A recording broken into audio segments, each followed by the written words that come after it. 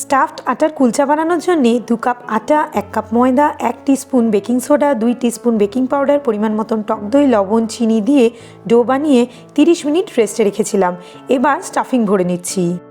1 cup ছাতুর সাথে কুচি করা পেঁয়াজ, রসুন, আদা, লঙ্কা, চাট মশলা, একটু লেবুর রস, স্বাদ মতন লবণ আর জল দিয়ে মেখে স্টাফিং রেডি করেছিলাম।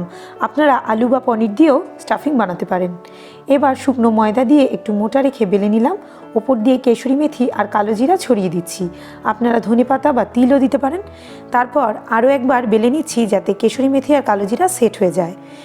এবার অপোজিট সাইডে অল্প জল লাগিয়ে গরম তাওয়ায় রেখে 2 মিনিটের জন্য ঢেকে দেবো। 2 মিনিট পর তাওয়া উল্টে আরেকটা দিকও ভালো করে সেঁকে নিচ্ছি। এবার দুটো দিক হালকা ব্রাউন হয়ে গেলে আমি এটা নামিয়ে নেব আর একটু বাটার মাখিয়ে গরম গরম সার্ভ করে দিচ্ছি। আপনাদেরও ভালো লাগলে লাইক, শেয়ার, সাবস্ক্রাইব করার অনুরোধ রইল। Thank you.